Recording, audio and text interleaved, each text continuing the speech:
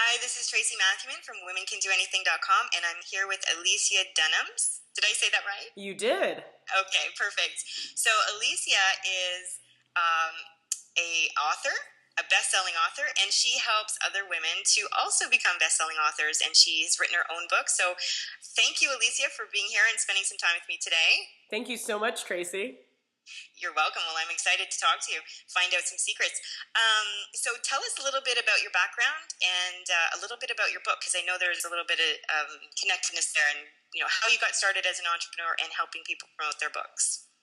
Well, yeah, it all kind of started with this book that you mentioned, Goal Digger, the Goal Digger, Lessons Learned from the Rich Men I Dated. I was a single mother. I had my own business. I was living in Sacramento, California.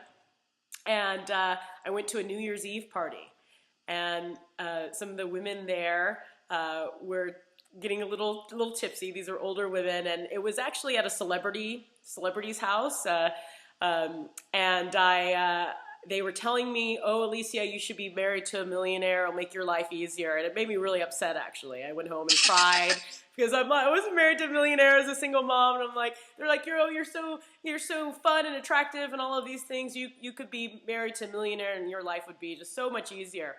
And so I was for everybody. Yeah, it'd be easier for everyone. And then the guy I was dating at that time, he wasn't at that party, and I was talking to him a few weeks later, and he said something similar. He's like, "Oh, Alicia, you're the type of girl who should be married to a millionaire." And I was like, "Oh, wow, where's this coming from?" and so a couple months after that, I was working from home. Again, I was a single mom, and I had my own technical writing business. And I was watching the Dr. Phil show, and Miss Patty Stanger, the millionaire matchmaker, was on. And this was before she was the millionaire matchmaker. She just had a matchmaking service down in Los Angeles. And and the topic of the Dr. Phil show was gold diggers. And she came up and she said, "You women have it all wrong. These men don't want to be married to a gold digger. They want women who have certain class and are smart and et cetera, et cetera, et cetera." So I said, this is the third occurrence of this, so maybe I should submit my stuff. So that's where this book came along, is because I signed up for her service.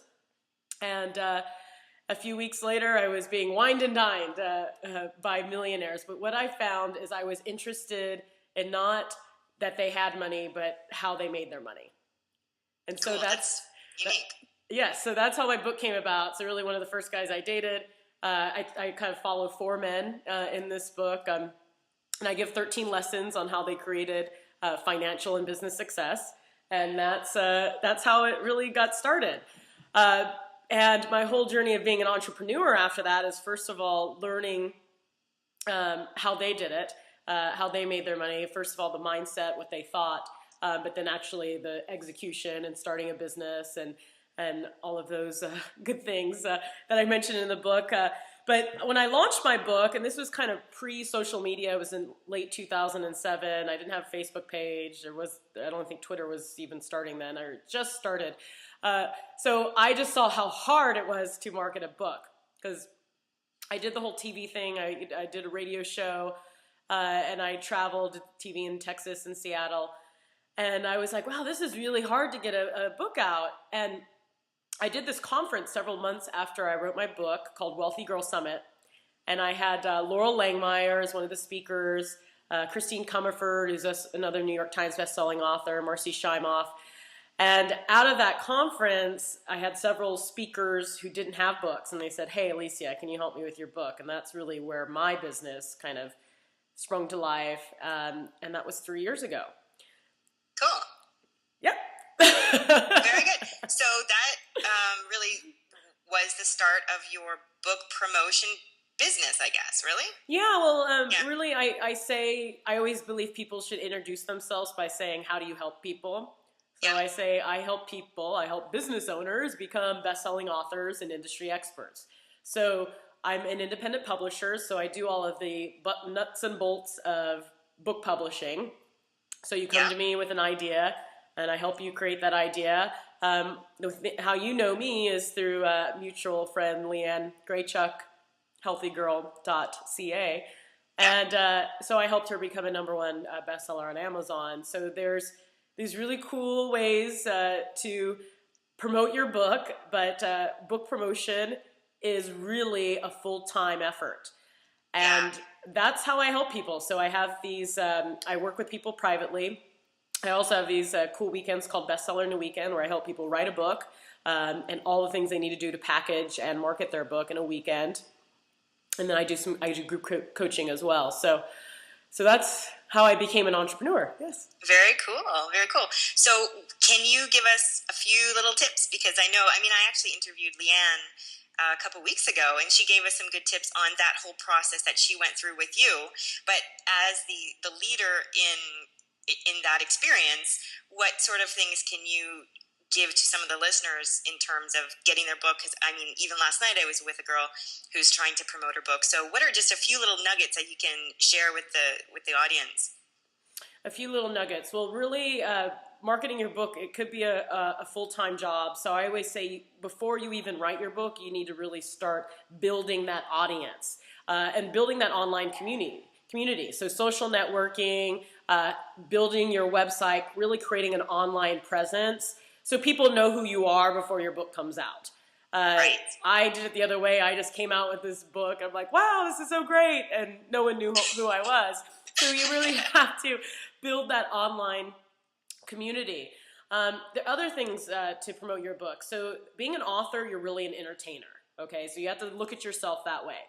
So a bookstore is really going to only want to carry your book if you are going to come speak, if you're going to do a cooking demo, if you're going to speak to a book club, if you're going to give a lecture. You really have to provide value. And so really what I tell my clients is that your book is really supporting a core business, okay? So you might really have a great idea and you write a book, but you have to look at a book as a client acquisition tool, as a way to get exposure, as a way to get PR, attention, really develop that expert status, give yourself credibility. That's what a book is really about. So a book can't just be an island unto itself. It really has to support something bigger, something larger.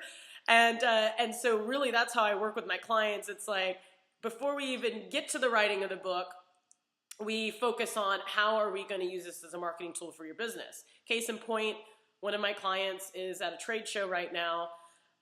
We created the cover. That's the first thing we did for her book. She's an expert. She's trained. She's a professor. All of these things.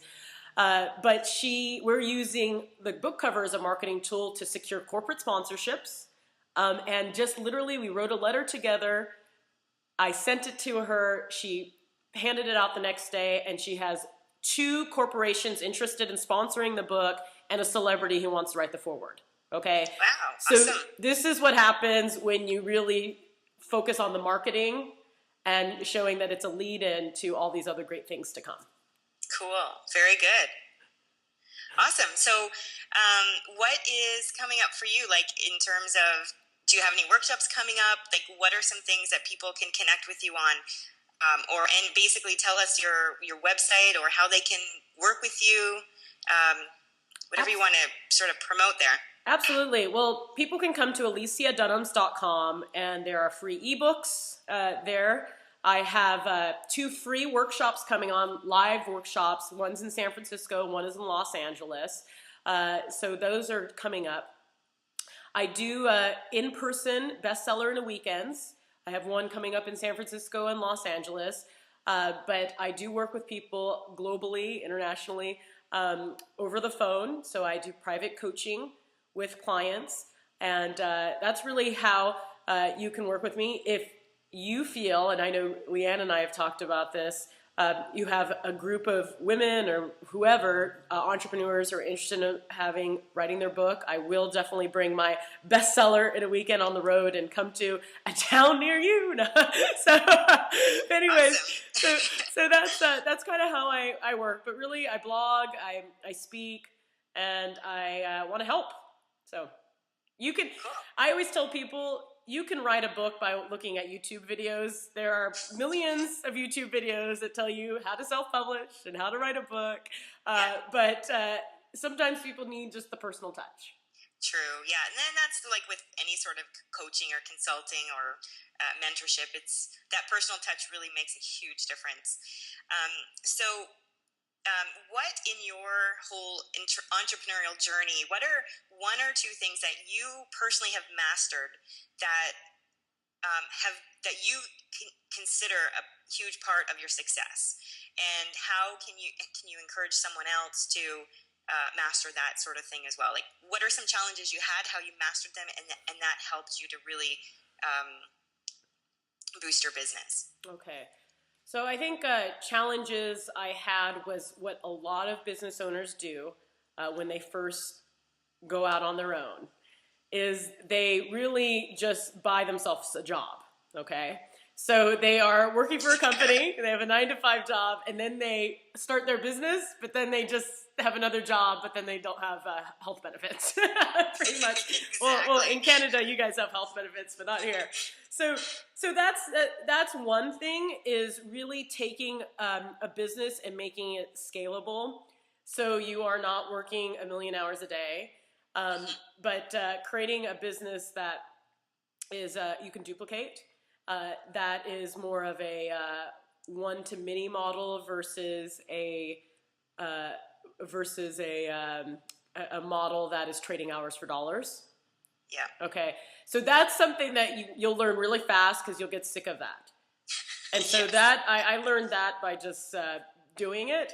And, Yeah. and that's why I've created a model where, and it's actually more beneficial to people I'm working with, because I have further reach. So True. And in a way, and maybe in your case this is true as well, but it allows people to tap into you maybe at a rate that they can afford. Like, leveraging your time and teaching more people to do this is cheaper than me hiring you full time, to work with one-on-one. Maybe, I don't know in your business, but I know, like, in some situations it allows more people access to you. Absolutely, Tracy, you're right. So my bestseller in a weekend, I can have lots of people join me for the weekend. Everyone got a lot of value. I'm still putting up the testimonials. Everyone got their book written. Everyone was really excited. And after that, I had my group coaching program, which is BYOBB, which is Build Your Online Book Business, where I really focus on not just the book, because I think that's what I focuses on. It's just not the book of island unto itself, but really incorporating that into a huge, like a big, thinking big business, online business. So taking your brand and your business to the next level. I have 6 women working with me in that program, and I just launched it 2 weeks ago. So very cool. Yeah. Cool. Okay, so again, just your website is Alicia Dunams. Yeah. Sorry. Okay. .com. I could spell it out. Alicia Dunams, ALICIADUNAMS.com. Type. You could go there and write your book from all the blog entries that I have. Okay. Well, that's good. That's good that you shared that. So I'm sure some people will definitely do that. All right, Alicia. Well, thank you so much for sharing some of those tips. Actually, you know what? Before I let you go, maybe you can share one of those 13 tips from your book, because I would love to know one of them. Ooh, my favorite one is it's the first chapter, and this is available at Amazon and also on Kindle. Okay. And it's chapter 1 is, I call it the abracadabra principle, and abracadabra means what you say, you create. It's the power of the spoken word. And so these rich men that I dated, I noticed that they always said what they were going to do, and they said it with confidence, like breathing life into it. Yeah. And they wrote it down. I'm going to run the Ironman, or I'm going to do this, or I'm going to own a house in Tahoe, or whatever the dream is. So I think it's really goes into the whole visualizing, but really speaking it. Our tongue is very powerful, and what you say is very important. And us women, we sometimes we're bad, when we say, "Oh, I'm fat," or "Oh, I'm ugly," or da-da-da-da. It's like we have to really be conscientious of what we say and what we put. It's a starting of life when you say something.